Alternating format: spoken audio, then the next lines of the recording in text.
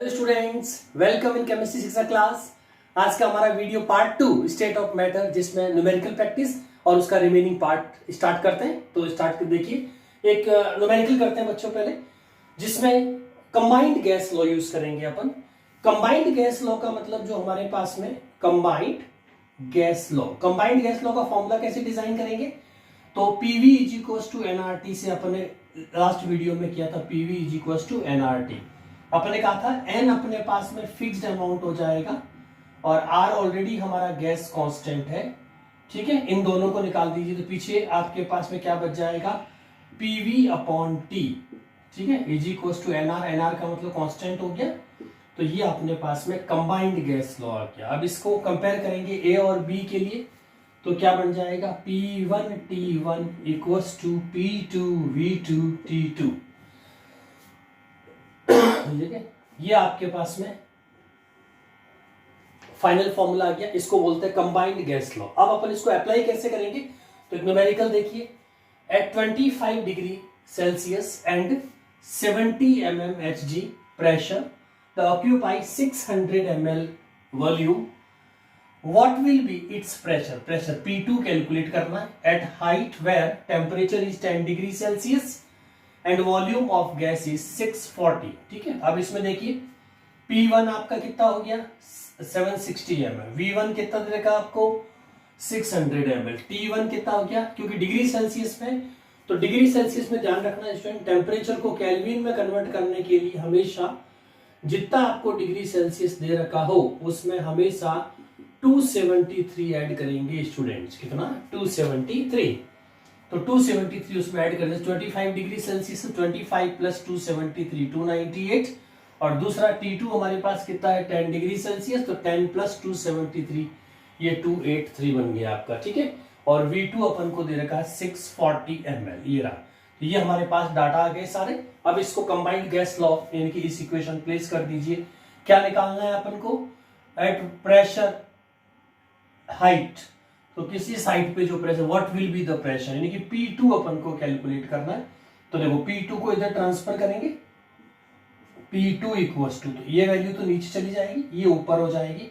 तो P1 V1 T2, ये cross multiply P1 V1 और T2, ये तो आपका अप हो जाएगा इनटू में, और इसको नीचे लाएंगे तो ये दोनों नीचे आ जाएगी, तो V2 इंटू T1।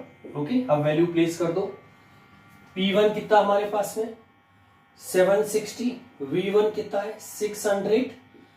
ठीक है, T2 हमारे पास है 283 अपॉन V2 कितना 640 इंटू T1 हमारा है 298। यस स्टूडेंट्स, वीडियो पॉज करके सॉल्व करो, देखो इसका पॉसिबल आंसर क्या आएगा। यस, तो फाइनल आंसर आपका देखिए, आपने किया होगा 676.6 mm Hg आपका आंसर आना चाहिए। अगर ये आंसर आ रहा तो आपका एकदम परफेक्ट जवाब है। स्टूडेंट्स, नेक्स्ट हेडिंग हमारा है density and molar mass of gaseous substance. Density और मोलर मास में क्या रिलेशंस होता है, ये अपन डिराइव कर सकते हैं from ideal gas equation. From, याद करो फटाफट, from ideal gas equation. Ideal gas equation क्या है, वीडियो पॉज करके सोचिए जल्दी से, क्या हो सकती है ideal gas equation, PV is equals to nRT। Okay, n क्या है यहाँ पे, मोल ऑफ गैस है ना, मोल ऑफ गैस। अगर मोल नहीं दे रखा तो क्या करेंगे, मास, गैस का कितना मास है अपॉन मोलर मास है ना, M कैपिटल M ले लीजिए, मोलर मास ये लिख सकते हैं अपन इसकी जगह पे। तो अब हमारा इक्वेशन क्या बन गई, PV is equals to W upon mRT। ठीक है, ये फॉर्मूला आ गया। नाउ अब स्टूडेंट्स, डेंसिटी क्या होती है, यस, डेंसिटी क्या होती है, mass upon volume. Density is mass upon volume is known as density, ratio of this. तो अब देखो, इसमें किस तरह से कर सकते हैं, ये V उधर ट्रांसफर करेंगे तो मास अपॉन वॉल्यूम हो जाएगा, M उधर ले लो। ठीक है, तो ये हो जाएगा आपका P इक्वल्स टू, V को उधर W के नीचे लिख दीजिए V को, ये आपका V, और M को उधर RT के नीचे लिख दो अलग से, RT अपॉन M, ये इस तरह से।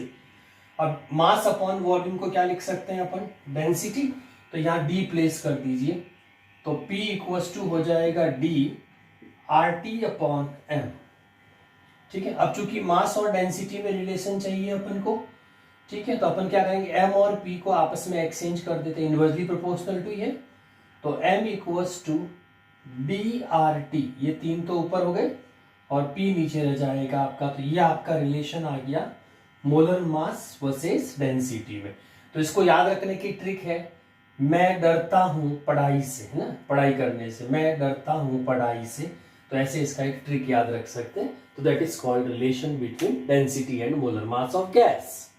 यस स्टूडेंट्स, अब डेंसिटी पे एक न्यूमेरिकल देखते हैं। कैलकुलेट, क्वेश्चन देखिए, calculate the density of CO2 at 100 degree Celsius and 800 mmHg प्रेशर पे डेंसिटी क्या आएगी। स्टूडेंट्स, सबसे पहले इसके अंदर जो ये 800 mmHg, इसको एटमॉस्फेयर में कन्वर्ट करें, क्योंकि अपन को R एटमॉस्फेरिक वाला लेना है।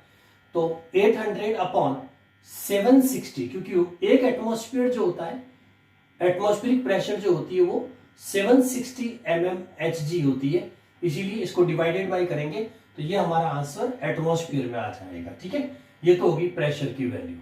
Number 2, temperature. टेम्परेचर हमारे पास में इसमें 100 डिग्री सेल्सियस है, तो 273 प्लस 100 साथ में कर दीजिए, तो ये आपका 373 केल्विन हो जाएगा। नाउ क्या फॉर्मूला होता है, मैं डरता हूं पढ़ाई से, ये फॉर्मूला हो गया। क्या निकालना है आपको, डेंसिटी। डेंसिटी को इधर लाएंगे तो ये ऊपर हो जाएगा mp, तो ये हो गया डेंसिटी इक्वल्स टू, ठीक है, डेंसिटी को इधर ट्रांसफर करेंगे तो ये दोनों ऊपर हो जाएंगे, mp अपॉन rt कहां जाएगा, डाउन में। यस, अब वैल्यूज प्लेस करते जाओ, वैल्यूज प्लेस करते जाइए, क्या क्या बनेगा इसके अंदर। तो डेंसिटी को इधर लेती है आपके rt, यस, m की वैल्यू कितनी आ जाएगी बच्चों इसमें, 44। प्रेशर कितना है आपके पास में, 800 अपॉन 760, ठीक है, और अपॉन में आर लेना एटमॉस्फेरिक वाला 082 इंटू ये कितना है आपका 373। यस, वीडियो पॉज करके कैलकुलेट करो कितना आ रहा है। यस स्टूडेंट, इसका जो अप्रोक्स आंसर आपका 1.5 ग्राम पर लीटर जो है इनवर्स के अंदर, ये आपकी लगभग डेंसिटी आ जाएगी। ठीक है, यस स्टूडेंट्स, नेक्स्ट हमारा हेडिंग है Dalton's law of partial pressure. Dalton law of partial pressure में क्या स्टेटमेंट्स आता है, तो सबसे पहले आप इसमें इमेजिन करेंगे, एक जैसे आपके पास कोई सिलेंडर है और उस सिलेंडर के अंदर अपन ने गैसियस मिक्सर फिल कर दिया है, एक सिलेंडर के अंदर, ठीक है, गैसियस मिक्सचर है। वो गैसियस मिक्सचर ऐसा होना चाहिए जो आपस में रिएक्ट नहीं करे, जैसे H2, नियॉन, CO2, O2। तो इस तरह से गैसेस सेलेक्ट करनी है जो आपस में रिएक्ट नहीं करनी चाहिए। और इसका जो टोटल प्रेशर आएगा, यानी कि इस पूरे मिक्सचर का जो अंदर यहाँ पे जो पीटी क्रिएट होगा, टोटल प्रेशर, ठीक है। तो according to Dalton's the total pressure of gaseous mixture exerted, ये गैसियस मिक्सचर कोलाइड करेगा तो कितना प्रेशर क्रिएट होगा इसके अंदर, वॉल के अंदर, कंटेनर के अंदर। तो total pressure exerted by the mixture of non reactive, ध्यान रखना है आपस में रिएक्ट नहीं करनी चाहिए वो gases, equal to sum of partial pressure of individual gas, यानी कि total pressure is the sum of partial pressure of individual gas like neon plus CO2, जो आपने गैस ली वो और भी कोई हो तो उसको प्लेस कर सकते हैं। तो total pressure will be sum of individual partial pressure of individual gas, यानी कि सारों की टोटल कर दे पाए। अब पार्शियल प्रेशर कैसे कैलकुलेट करेंगे किसी भी गैस का, तो पार्शियल प्रेशर कैलकुलेट करने का फॉर्मूला होता है मोल ऑफ वन गैस, यानी कि जिस गैस का आपको पार्शियल प्रेशर निकालना उसका mole, total mole of gaseous mixture, ठीक है, total mole of gaseous mixture. तो गैसियस मिक्सचर का मोल ले लीजिए इनटू टोटल प्रेशर, जितना टोटल प्रेशर, तो यह आपका पार्शियल प्रेशर कैलकुलेट करने का फॉर्मूला। वापस देख लीजिए कैसे होगा, पार्शियल प्रेशर है तो ये पार्शियल प्रेशर क्या होगा, मोल। जैसे आपके पास 1 2 3 4 गैसेस है तो मोल, जैसे मान लो सपोज आपको CO2 का निकालना है तो PCO2 equals to mole of that gas, यानी कि मोल ऑफ CO2 ऊपर आ जाएगा, नीचे क्या होगा टोटल मोल, तो mole of CO2 plus Ne plus H2 plus O2, जितनी भी गैसेस है और इनटू हमको जो टोटल प्रेशर दे रखा है वो ले लेंगे। तो इससे आप किसी भी गैस का इंडिविजुअल पार्शियल प्रेशर भी कैलकुलेट कर सकते हैं। तो इसको बोलते हैं Dalton's law of partial pressure. Yes students, हम जितनी भी ये गैसेस कलेक्ट करते हैं तो ये मोस्टली वाटर मॉइस्ट होती है, यानी कि वेपर्स के थ्रू कलेक्ट होती है। तो इसीलिए कई बार आपको अगर ड्राई प्रेशर निकालना है ना, ड्राई गैस की फॉर्म में, तो जितना आपका टोटल प्रेशर है उसमें से हमेशा एक्वस टेंशन, टेम्परेचर हर टेम्परेचर पे अलग अलग होगा। तो इसको अलग से आपको ये ड्राई गैस के लिए P total minus aqueous tension जितना दे रखा हो उसको कम कर देंगे, तो फिर ये पार्शियल प्रेशर और ड्राई गैस होगा। यस स्टूडेंट, इस पे जो न्यूमेरिकल होगा हमारा वो एक तो ये ऐसा हो सकता है, total pressure equals to partial pressure of gas A, partial pressure of gas B, partial pressure of gas C and D non reactive हो। ये तो ऐसे निकल, जैसे आपको कोई सिलेंडर दे रखा, उस सिलेंडर के अंदर जितनी भी नंबर ऑफ गैसेस होगी, ठीक है, और उस गैसेस के अंदर मान लीजिए ए बी सी डी, कोई भी नाम हो सकता है, CO2 H2O, कोई भी गैस का नाम हो सकता है। अब मान लीजिए आपको ए जो है, ए का पार्शियल प्रेशर अपन ने x मान लिया, बी का पार्शियल प्रेशर y मान लिया, सी का पार्शियल प्रेशर z मान लिया, डी का पार्शियल प्रेशर w मान लिया। ये हमारे पास पार्शियल प्रेशर है।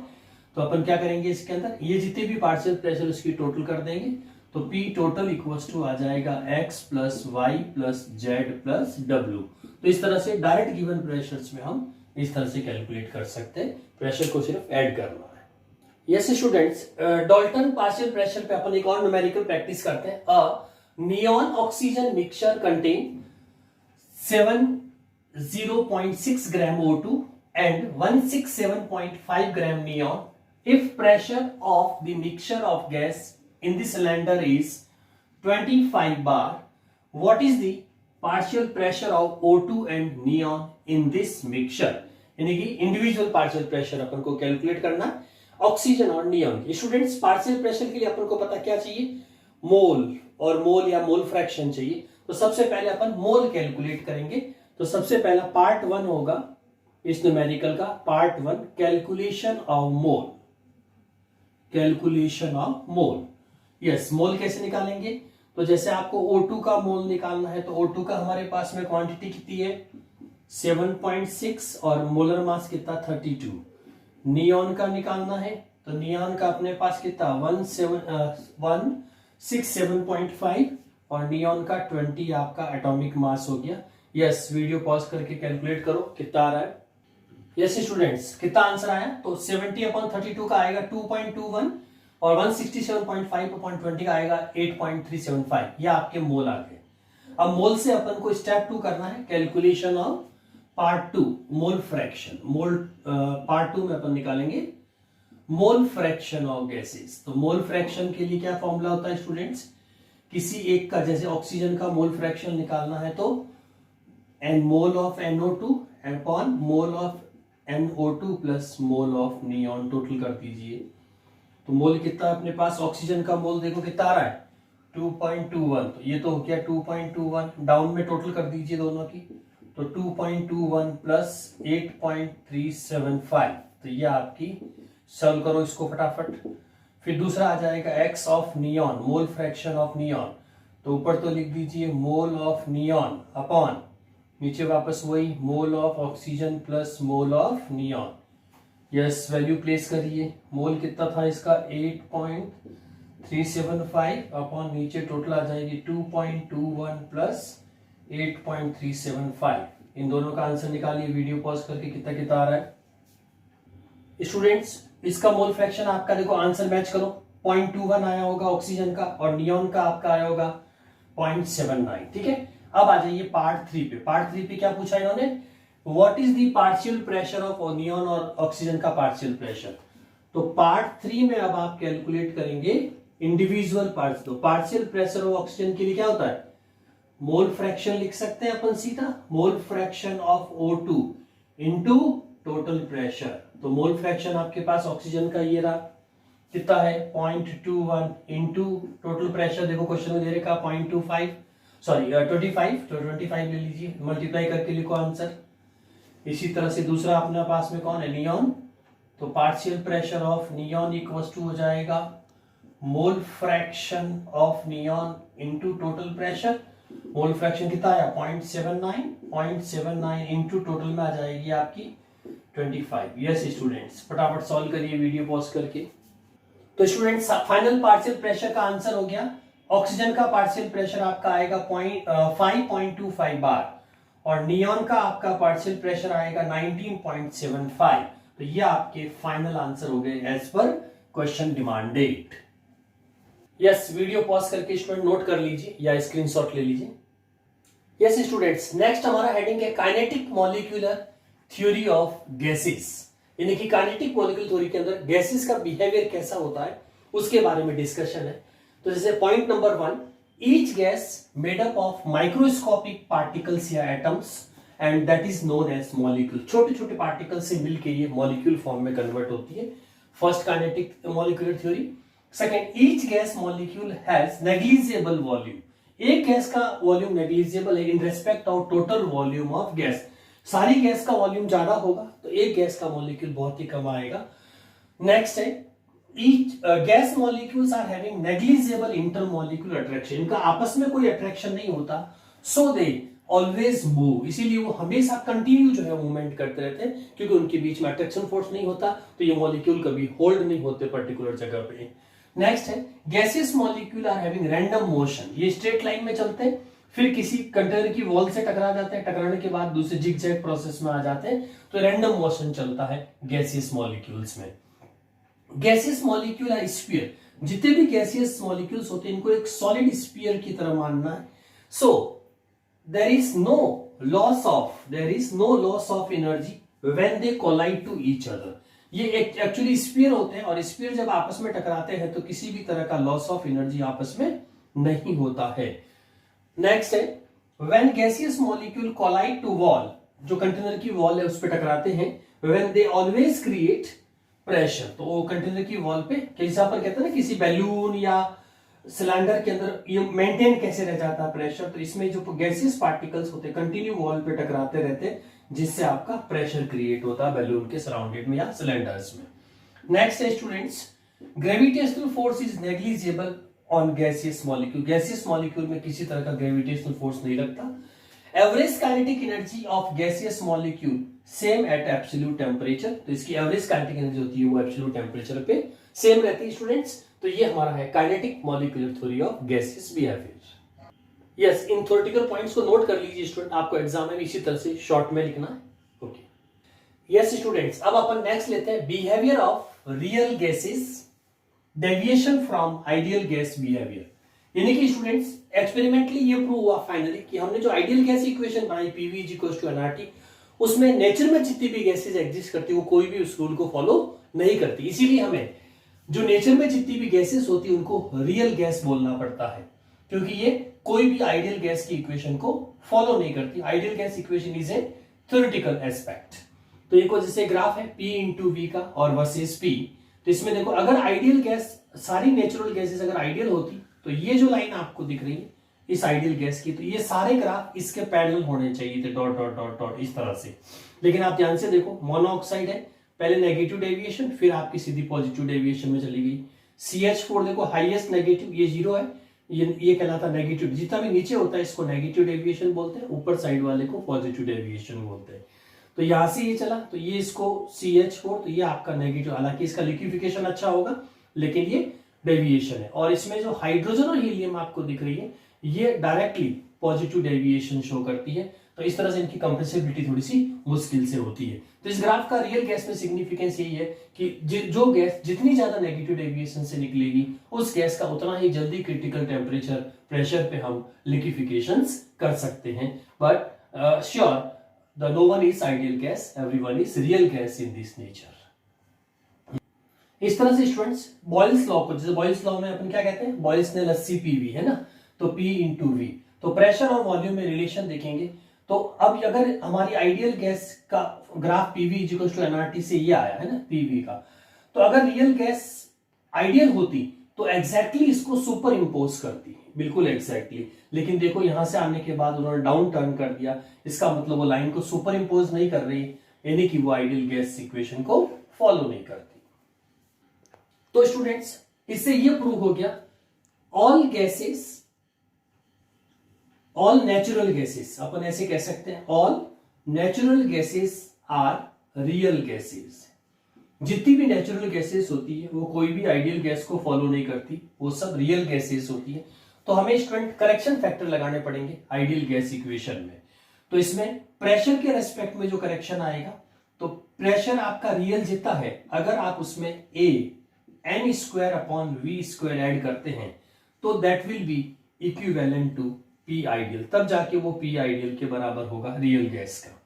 इसी तरह से वॉल्यूम, वॉल्यूम आइडियल तभी होगा, ठीक है, वॉल्यूम को आइडियल तभी मानेंगे जब उसमें आप V रियल जितना होगा उसमें से माइनस एन बी करेंगे। A और B यहाँ पे रेस्पेक्टिव कांस्टेंट है और बाकी मोल हो गया, वॉल्यूम हो गया और प्रेशर एंड वॉल्यूम रियल हो गए। अब स्टूडेंट्स इन दोनों वैल्यूज को अगर अपन आइडियल गैस इक्वेशन क्या होती है, PV is equals to nRT, इनमें प्लेस करें तो P की जगह पे आइडियल की जगह ये प्लेस कर सकते हैं, तो ये बन जाएगा P real plus AN square upon V multiplied by V real minus NB gives nRT। ये आपकी रियल गैस इक्वेशन बन गई। तो इसको क्या बोलोगे, ये तो कहलाती है PV is equal to ideal, इसको तो बोलेंगे आइडियल गैस इक्वेशन, ओके। और ये डाउन वाली जो आपकी ये कहलाएगी, जिस साइंटिस्ट ने दी उसका नाम है